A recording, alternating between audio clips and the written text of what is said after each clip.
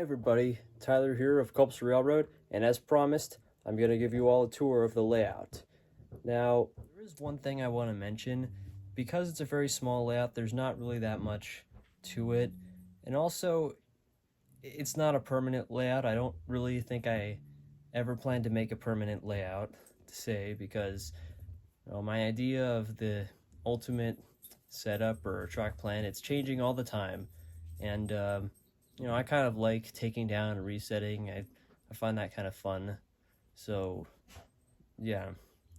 But I'll show you what I have today. So technically, I guess you could say this layout is a little bit permanent-like. I mean, at least the benchwork plan. But really, technically, this layout has been up since 2021. For those of you who have been following me for that long. Because originally how it worked is that me and my dad set up these boards on top of this area, and we used some of those green sheets of fine turf as the base. It kind of looks like the old green indoor-outdoor carpeting that post-war and pre-war collectors sometimes would use. And that helped it feel a little old-fashioned, especially using all this tubular Trek that I got for free many years before that. But I guess last year, because I was slowly getting more into high rail, I decided, you know what, it doesn't look good. I mean, of course, through the years, adding scenery made it look better, but just seeing these MTH engines running on a layout with a base like that, it just didn't look all that right. I mean, of course, I'd have to replace the track if I wanted it to really look good, but I'm still just going to stick with this for now because it was free.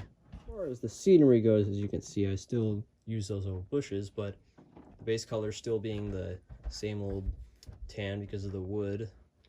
But you might notice if you look closely, there's some of these, which are cutouts from other sheets of those fine turf boards that I guess they showed that you could scrape off all the fine turf, and they have a little bit of a tan base to them.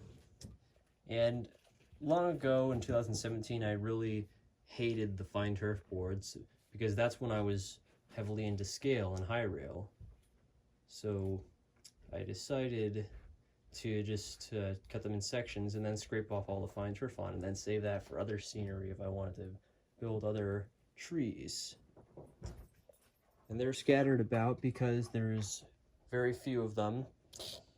However, there are some that were supposed to be of the sort of the desert dirt boards, but for some reason Michaels only has them in small sections. They didn't have them in larger ones like with fine turf ones that were to emulate grass.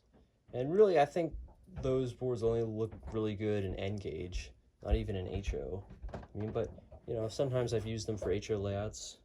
Other times I guess if you do a little more to it, it looks good. Now over here is this small section, this town area. Like I say, I only like to set up the layout just as it's something to run the trains on. These buildings were scratch builds from me last June, and they're based off of two other buildings I had from my first layout. Because my rush from HO to O gauge was so quick, we didn't have any buildings and I didn't have much experience, and I was just so into wanting to make stuff super realistic that I guess I just experimented trying to make realistic paper buildings. And the first two I made, well, not the first two, but two of them I made were a 7-Eleven and a motel that I looked at images of. And these are not those two exact ones. I think they were a little smaller. The 7-Eleven I made back in 2017, it was less detailed, and there was a lot less time put into it. And same with the motel that I made. And that motel was a little smaller, and I think even scale-wise, smaller too. Because I think I had it might have been the same height and width as that, but there were a lot more doors I remember putting in. Sadly, most of those models ended up getting thrown away, but I was surprised, I surprised myself with the amount of detail I was able to put in. Okay, now I'm in the what we call the train room now, because I guess all the layouts go into this one room, sort of. And over this way is where my control area is. So here are replicas of the first 3 houses that I've made when I was in O-Gauge. That was back in 2017. I made an orange A-frame. The red one's supposed to represent the house that I'm living in. And then I guess you could just say a normal house. I don't know. Just last year I was able to retrieve pictures of that first O-Gauge layout. And for any of you who have seen it, I posted it almost a whole year ago. And you could see in the neighborhood section these 3 houses next to each other. And I really don't know how a lot of the buildings I made back then got thrown away.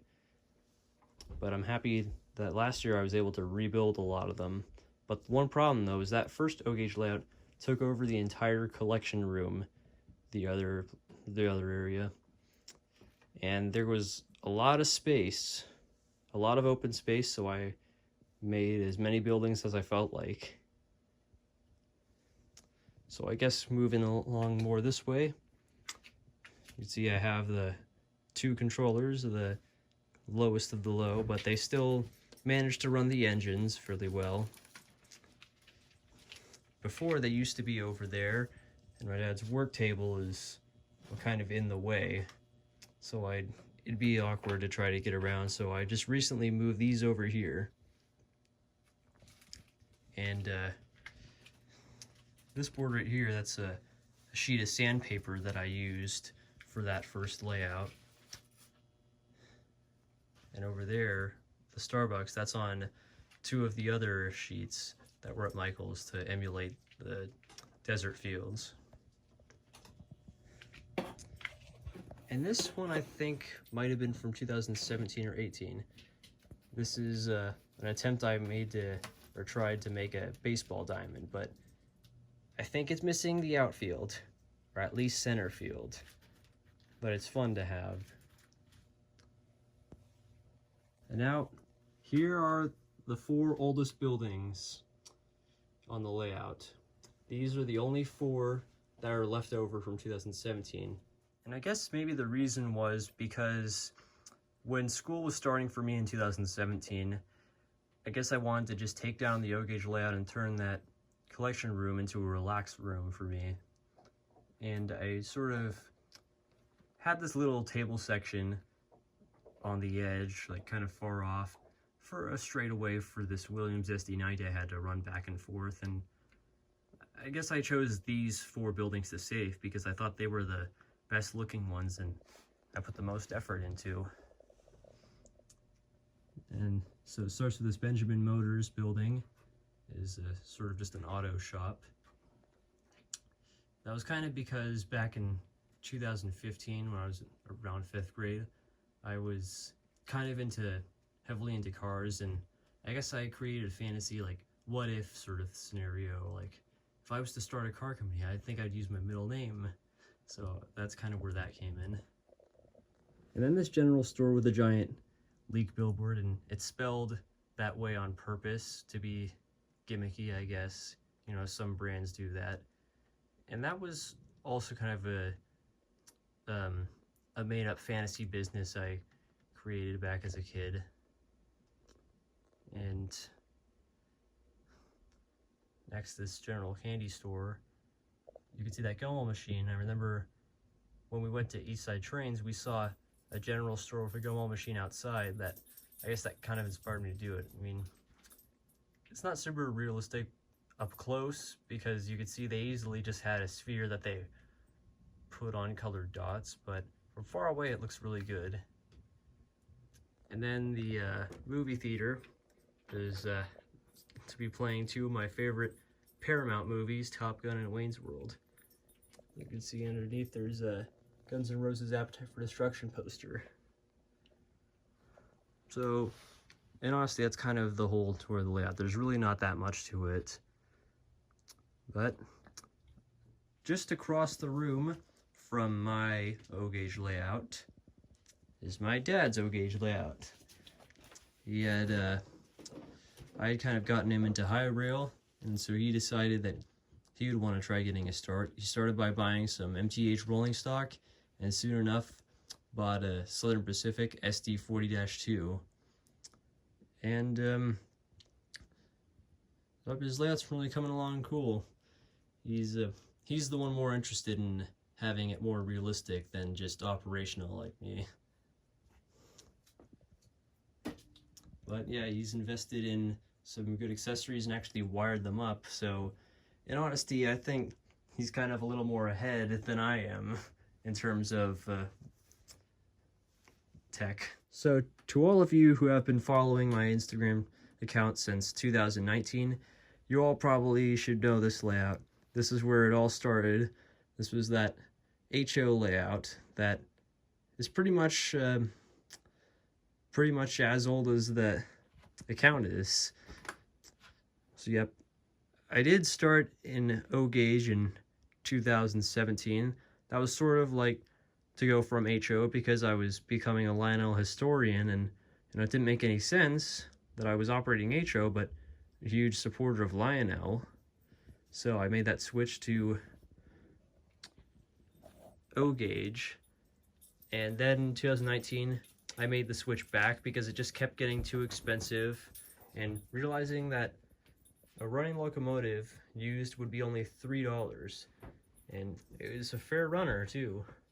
The one was a Lifelike Burlington Northern FP40, and soon enough we just started buying HO stuff at a rapid pace that even my older brother, who's not that much of a train guy, even bought all these for himself. And in all honesty, HO kind of gives me childhood nostalgia more than O-gauge does, because that's what I had when I was 7 years old.